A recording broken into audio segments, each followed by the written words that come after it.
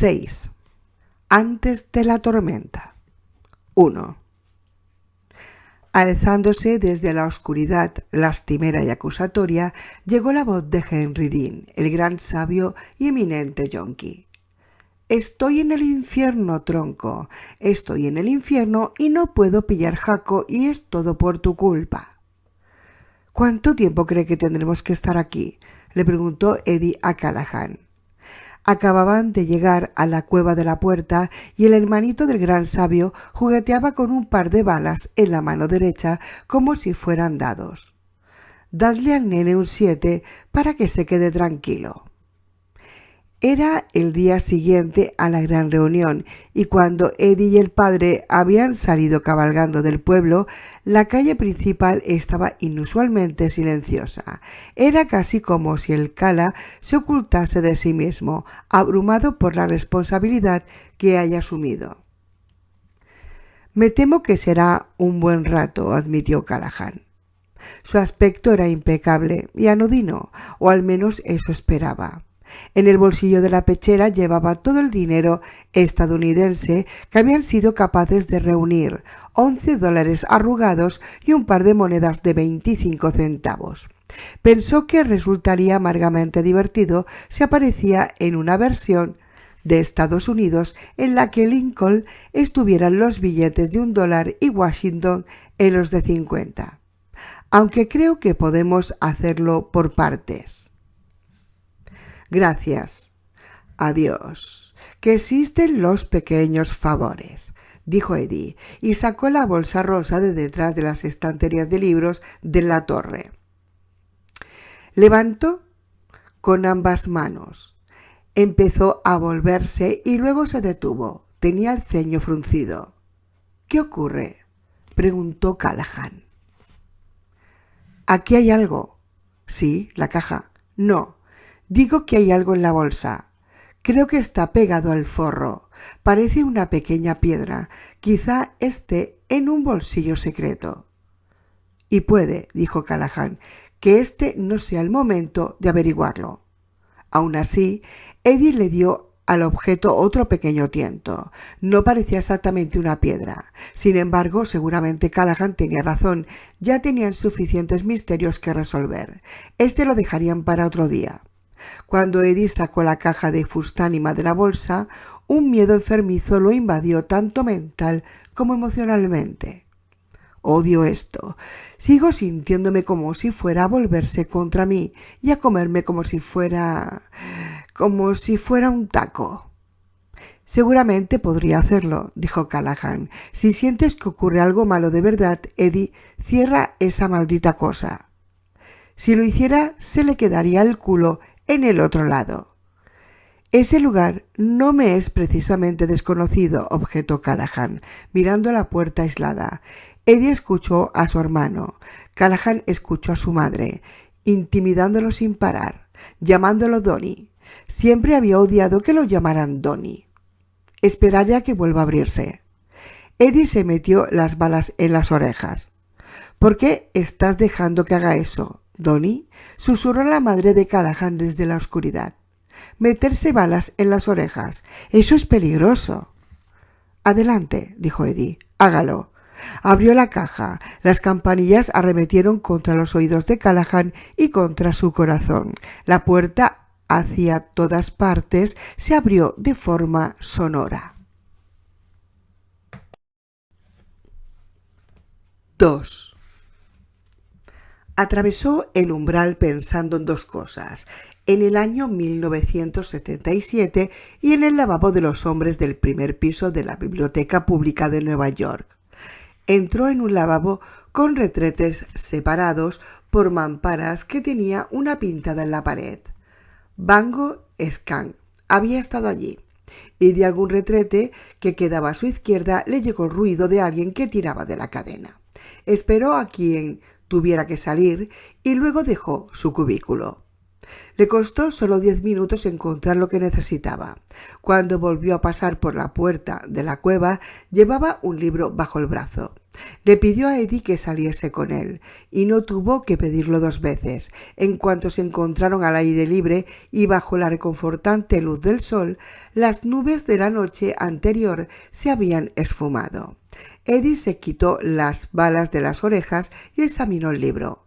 Se titulaba Rutas del Norte. «El padre es un ladrón de biblioteca», señaló Eddie. «Es usted la clase de persona que hace que las cuotas mensuales suban». «Lo devolveré algún día», dijo Callahan, y lo decía en serio. «Lo importante es que tenga suerte en mi segundo intento. Mira la página 119». Eddie lo hizo. La fotografía mostraba una iglesia completamente blanca que se alzaba sobre una colina a la que se llegaba por un camino de tierra. El pie de foto decía «Salón de reunión de Stoneham, edificado en 1819». Eddie pensó, si lo sumas, te da 19. Claro. Se lo comentó a Callahan, quien sonrió y asintió. ¿Te has fijado en algo más? Por supuesto que sí. ¿Se parece al salón de actos del Cala? Sí. Es casi idéntico. Callahan respiró hondamente. ¿Listo para la segunda ronda? Supongo que sí. Esta puede ser más larga, pero no tienes por qué aburrirte. Hay muchas cosas que leer. No creo que pueda leer, repuso Eddie. Estoy como un puto flan y perdón por la expresión. Puede que mire lo que hay en el forro de la bolsa. Sin embargo, Eddie olvidó el objeto del forro de la bolsa rosa. Al final, fue Susana quien lo descubrió y cuando lo hizo ya no era ella misma.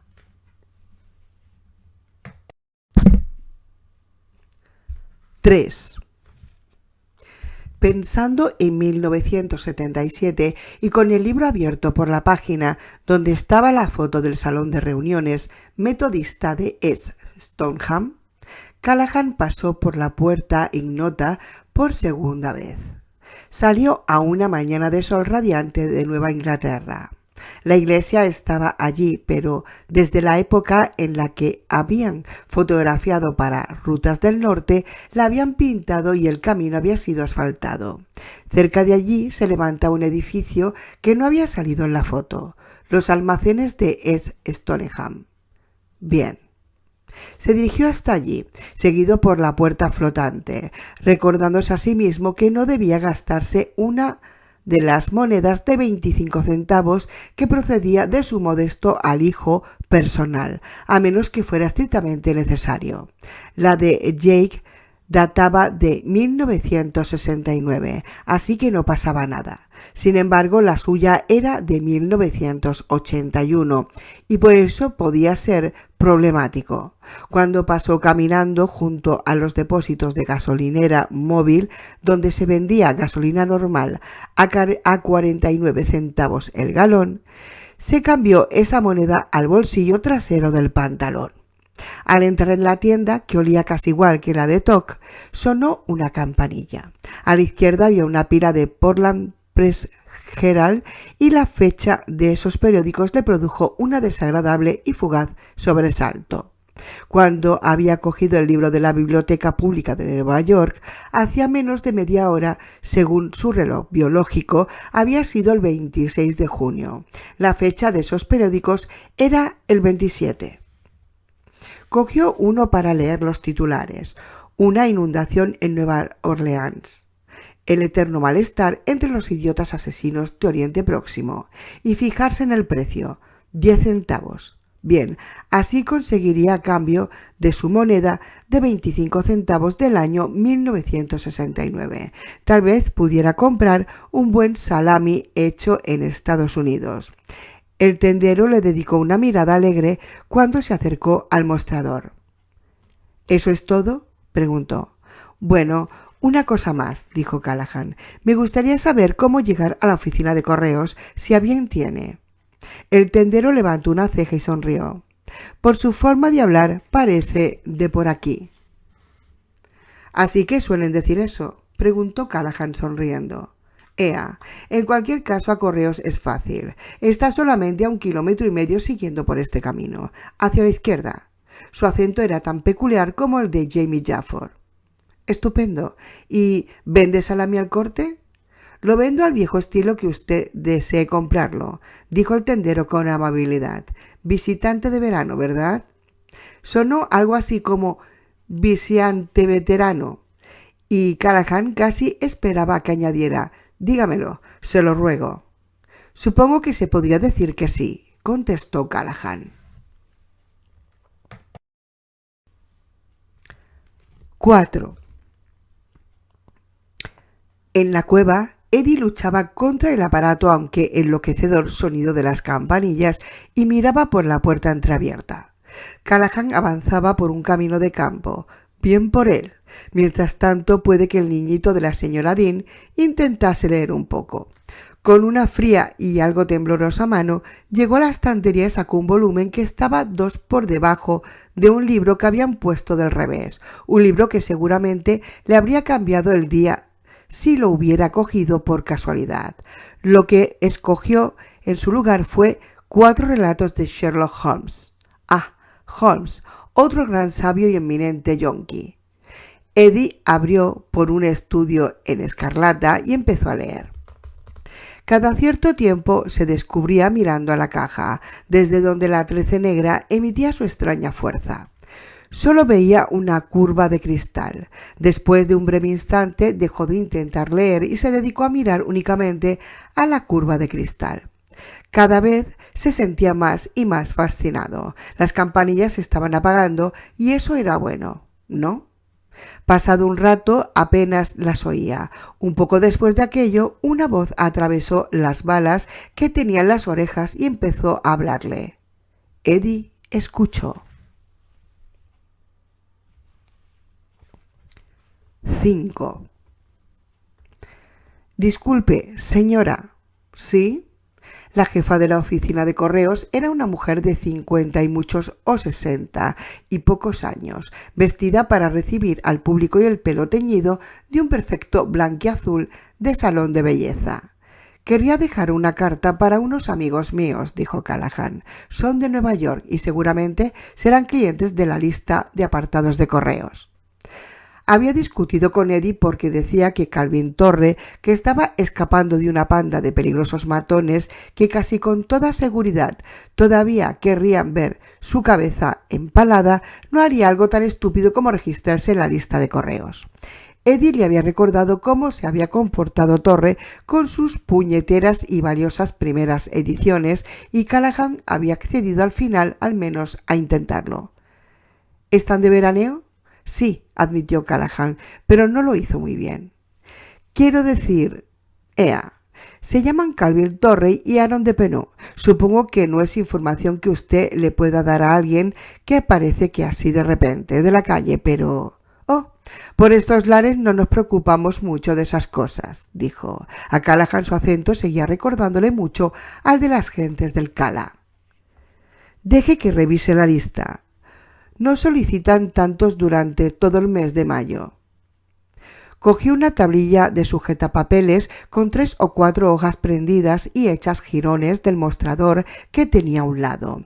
Había muchos nombres escritos a mano. Pasó la primera hoja, luego la segunda y luego la tercera. «De Penot», exclamó. Aquí está. Ahora déjeme ver si puedo encontrar al otro. «No importa», dijo Callahan. De repente se sintió incómodo, como si algo hubiera ido mal en el otro lado. Miró hacia atrás y no vio nada más que la puerta a la cueva y a Eddie sentado con las piernas cruzadas con un libro sobre el regazo.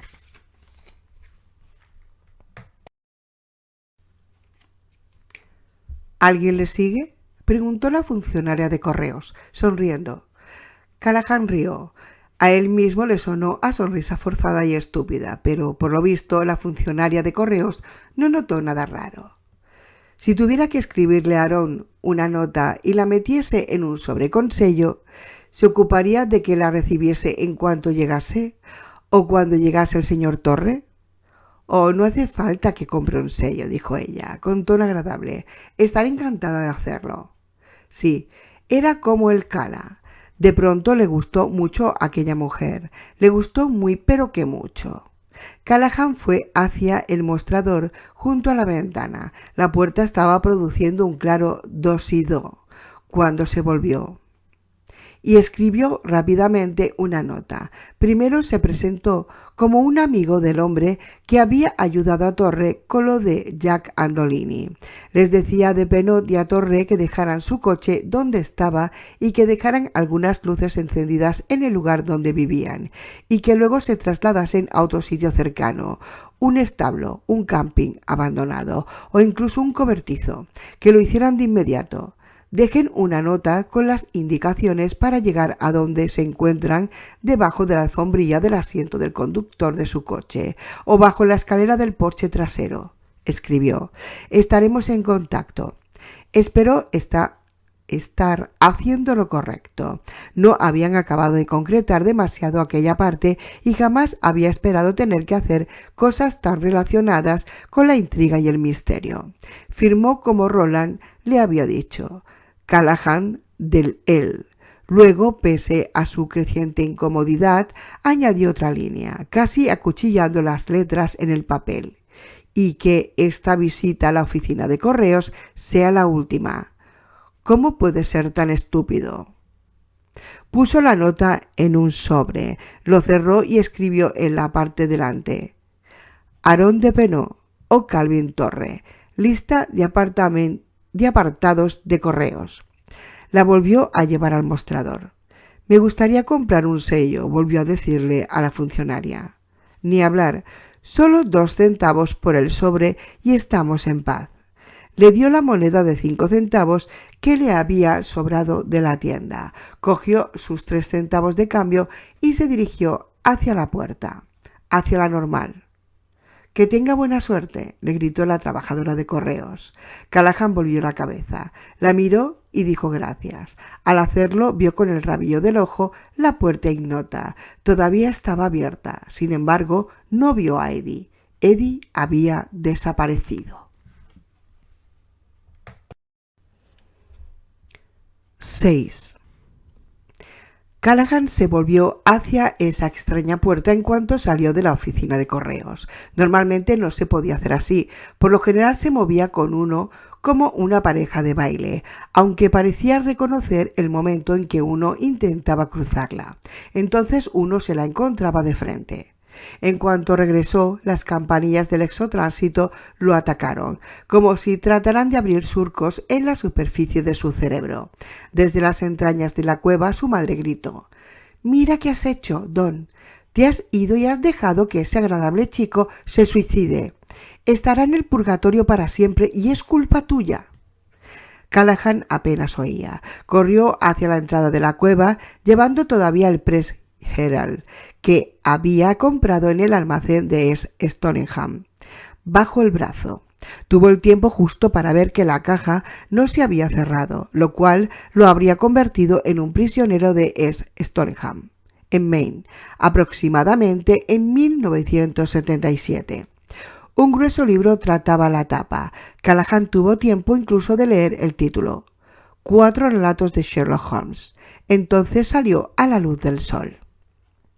Al principio no vio nada más que la roca del camino que ascendía hasta la entrada de la cueva, convencido de que la voz de su madre había dicho la verdad.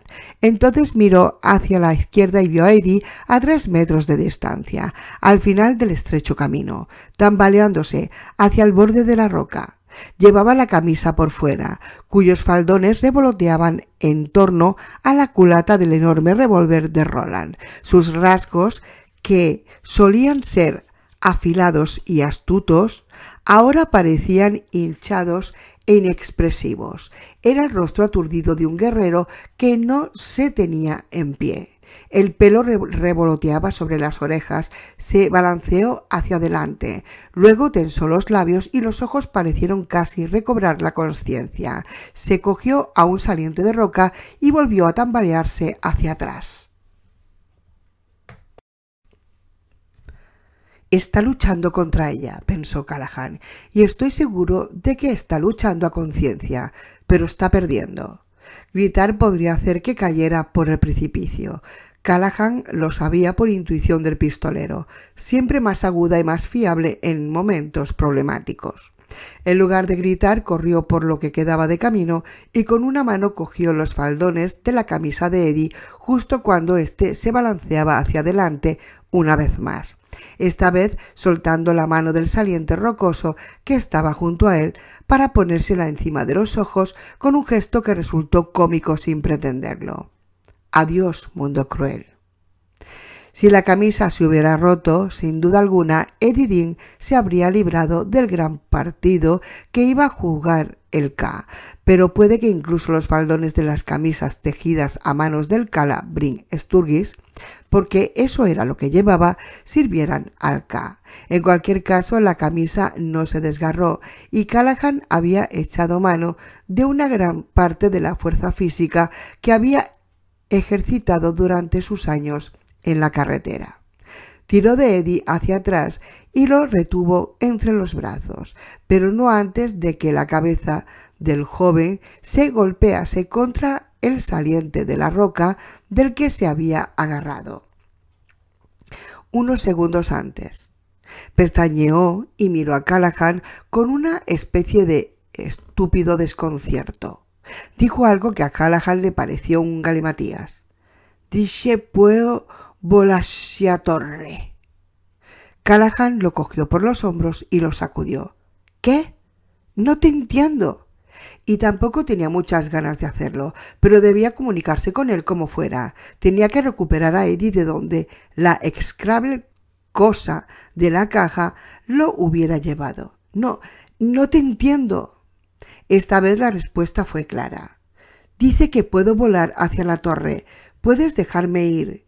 Quiero ir». «No puedes volar, Eddie». No estaba seguro de lo que hubiera entendido, así que agachó la cabeza, bien abajo, hasta que Eddie y él estuvieron a la misma altura, frente a frente como dos amantes. «Trataba de matarte». «No», empezó a decir Eddie, y entonces sus ojos, a 1 centímetro de los ojos de Callahan, recobraron la conciencia y se abrieron de par en par al comprenderlo todo. «Sí». Callahan levantó la cabeza, aunque siguió por prudencia manteniendo agarrado a Eddie por los hombros. «¿Ya estás bien?» «Sí, al menos eso creo». «Estaba bien, padre, juro que lo estaba. Quiero decir, las campanillas me estaban dando caña, pero de no ser por eso estaba bien. Incluso cogí un libro y empecé a leer. Echó un vistazo a su alrededor. Jesús, espero no haberlo perdido. Torre me arrancaría la cabeza». «No lo has perdido. Lo trabaste en la caja poco después y eso estuvo de puta madre. Si no, la puerta se habría cerrado y estarías convertido en puré de tomate a unos 200 metros más abajo». Eddie miró por el borde del precipicio y se puso totalmente pálido.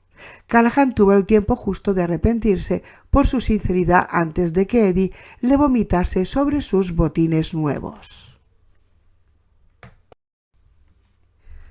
7.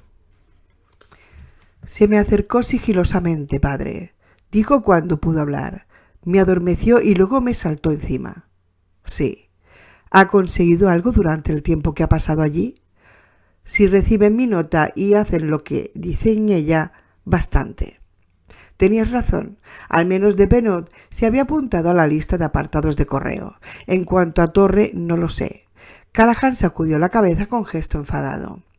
«Creo que vamos a averiguar qué Torre le dijo a de Penot que lo hiciera», dijo Eddie. «Cal Torre todavía no cree en lo que se ha metido, y después de lo que me acaba de ocurrir, de lo que casi me ha ocurrido, siento cierta lástima por esa forma de pensar».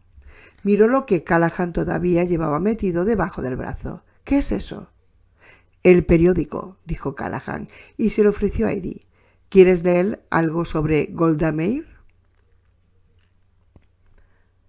8.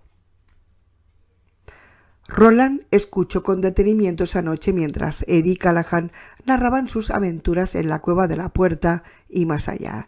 El pistolero parecía menos interesado en la experiencia próxima a la muerte de Eddie que en los parecidos entre el Cala Bryn Sturgis y Stoneham. Incluso le pidió a Callahan que imitase el acento del tendero y de la funcionaria de correos.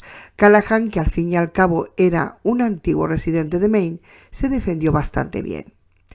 «Y si a bien tiene», dijo Roland, y luego añadió: «Ea, si a bien tiene, ea». Se sentó pensativo, con el talón de una bota apoyado en la valla del porche de la rectoría. «¿Crees que estarán bien durante un tiempo?», preguntó Eddie. «Eso espero», respondió Roland. «Si quieres preocuparte por la vida de alguien, preocúpate por la de Depeno. Si Balazar no se ha rendido en lo del solar vacío, tendrás que mantener a Torre vivo. Ahora Depeno no es más que una simple ficha del Miradme. ¿Podemos dejarlos hasta que pase lo de los lobos? No veo qué otra alternativa tenemos. Podríamos dejar todo este asunto e ir a Quinto Coño y protegerlo», dijo Eddie con indignación. «¿Qué te parece?» «Escucha, Roland, te diré exactamente por qué Torre le dijo a su amigo que se apuntase a la lista de apartados de correos. Alguien tiene un libro que él quiere. Lo ha hecho por eso.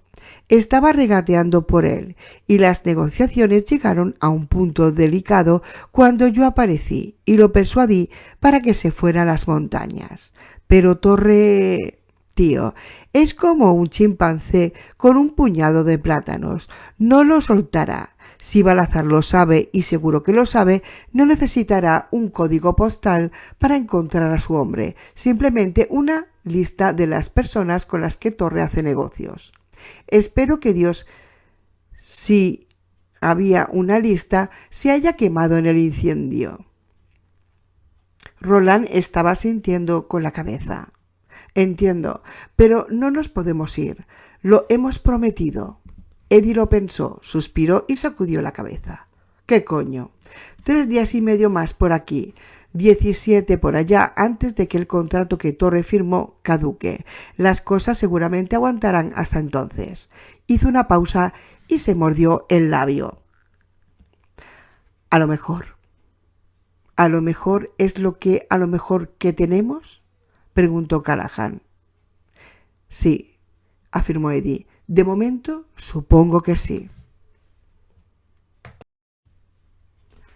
9. A la mañana siguiente, una Susana Dean, en extremo asustada, estaba sentada en el retrete a los pies de la colina, agachada, esperando que remitiese el ciclo de contracciones de ese momento. Las tenía desde hacía más de una semana, pero esas eran mucho más fuertes con diferencia. Se puso las manos sobre el bajo vientre. La piel de esa zona estaba tan tensa que resultaba alarmante. «Oh, Dios mío de mi vida, ¿y si lo tengo ahora mismo? ¿Y si lo tengo ya?». Intentó convencerse a sí misma de que eso era imposible. No había roto aguas y no podía haber parto hasta que eso no ocurría.